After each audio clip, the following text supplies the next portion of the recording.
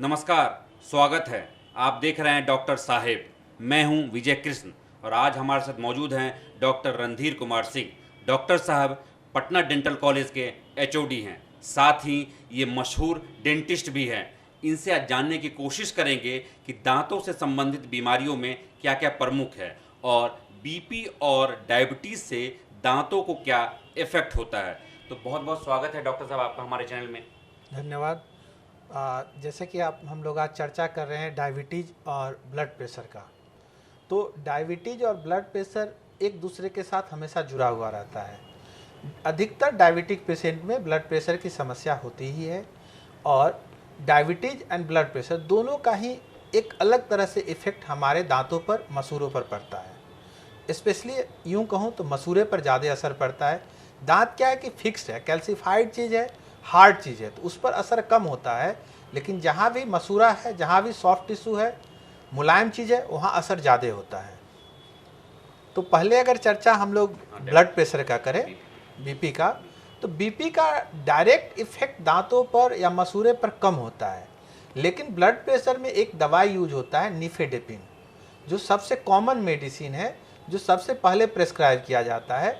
और निफेडेपिन का एक साइड इफेक्ट है कि ये जिंजाइवा में जिंजाइवल ओवर ग्रोथ करा देता है, मतलब कि जिंजाइवा का साइज बढ़ जाता है और हमारे दांत को कई बार कवर करने लगता है या दांतों के को सफाई करने में परेशान करता है, सफाई करने में दिक्कत करता है, जिसके कारण मसूड़ा फिर इन्फ्लेम्ड होकर के, इन्फेक्शन होकर के बढ़ जाता है। इसलिए जो निफेडेपिन यूज होता है और साथ में एम्लोडिपिन भी एक उसी ग्रुप का मेडिसिन है जो यूज होता है। जैसे एम्लोप्रेस ब्रांड आजकल बहुत पॉपुलर है, लेकिन उसके साथ भी ये समस्या है कि वो मसूड़े में बढ़ा देता है, मसूड़े के साइज को, जिसको हम लोग जिंजाइवल ओवर ग्रोथ कहते हैं। तो डॉक्टर साहब ये डायबिटीज़ तो बीपी के बारे में आपने बताया, और डायबिटीज़ से क्या इफेक्ट करता है हमारे मसूड़ों को, ये भी हमारे दर्शकों को जी बताएं। जी, हम जरूर उस पर चर्चा करेंगे। जैसे डायबिटीज़ का एक बड़ा अजीब इफेक्ट है। दो डायबिटीज़ को का अगर हम लोग बात करें तो एक मेडिकल में कार्डिनल साइन यूज करते हैं कि डायबिटीज़ में क्या क्या हो सकता है। तो उसमें हम लोग जैसे जनरली बोलते हैं नेफ्रोपैथी, मतलब किडनी पर असर, न्यूरोपैथी नर्व पर असर, कार्डियोपैथी हार्ट पर असर, एंजियोपैथी एंड रेटिनोपैथी। इसके साथ साथ अभी नया एक टर्म जोड़ दिया है उसमें कि जिंजवाइटिस। तो जब भी डायबिटीज बढ़ा हुआ रहेगा, शुगर लेवल बढ़ा हुआ रहेगा, तो मसूड़े में इन्फेक्शन का संभावना बहुत ज़्यादा होता है। इसका एक कारण है, जो मसूड़े में जो भी इन्फेक्शन होता है वो बैक्टीरियल डिजीज है। तो जब भी मसूड़े में, जब हमारे ब्लड सर्कुलेशन में शुगर का लेवल बढ़ा रहता है, तो कई सारा पैथोजेनिक बैक्टीरिया, मतलब बीमारी पैदा करने वाले बैक्टीरिया, जो हमारे मुंह में अंदर में होते हैं, लेकिन शुगर लेवल बढ़ने के कारण उनका ग्रोथ बढ़ जाता है और वो मसूड़े को बहुत तेज़ी से गलाने लगते हैं। पेशेंट को पाइडिया का शिकायत, जिसको हम लोग बोल सकते हैं, हम लोग मेडिकल में पेरियोडोंटाइटिस बोलते हैं और पेशेंट पाइडिया बोलते हैं, दोनों एक तरह का चीज़ है। तो उसका इफेक्ट बढ़ जाता है। दूसरा, एक डायबिटिक पेशेंट में स्पेशल तरह का आप देखेंगे कि उनके माउथ से स्मेल आता है।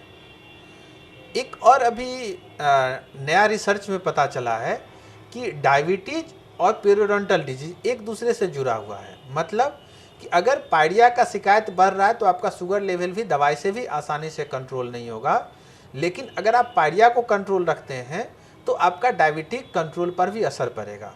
सेम वे, अगर शुगर लेवल बहुत बढ़ा हुआ है तो अपने आप पाइडिया का केस बढ़ने लगेगा, दांत हिलने का संभावना, मसूड़े से खून आने का संभावना, मुंह से स्मेल आने का संभावना, ये सब काफ़ी बढ़ जाता है। डॉक्टर साहब कुछ लोग इन दिनों बीपी से प्रभावित, मतलब ब्लड प्रेशर है, कुछ लोगों को शुगर से प्रभावित हैं और कुछ लोगों को दोनों ही है। तो जिन लोगों को दोनों है उनको क्या क्या इफेक्ट होगा ये?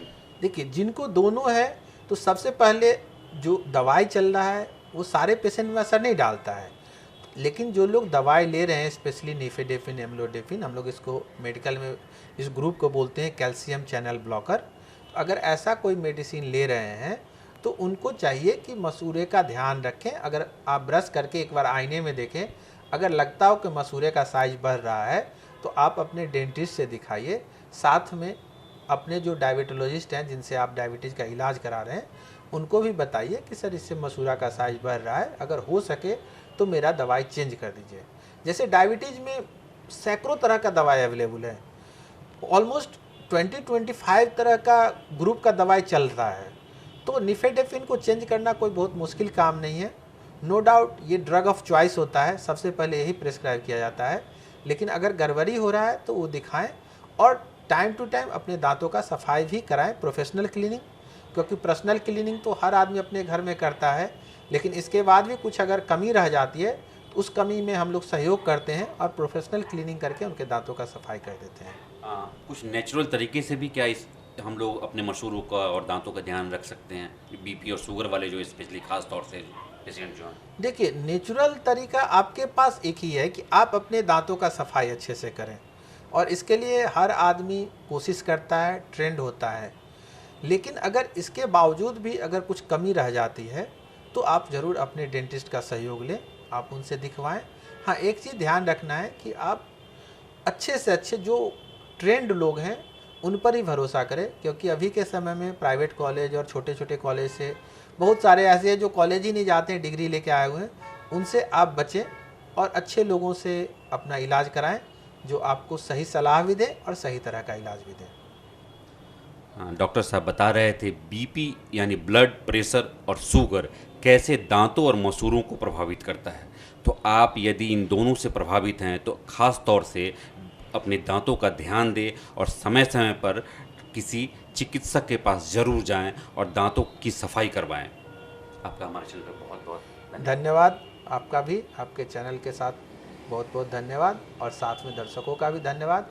आप इसको सुने, और जो हमारे समाज में आज एक पेंडेमिक की तरह बढ़ा हुआ है ब्लड प्रेशर और शुगर, तो उसमें अपने दांतों का सुरक्षा करें और इसका फ़ायदा उठाएं। आप देख रहे थे डॉक्टर साहेब। इस एपिसोड में फ़िलहाल इतना ही।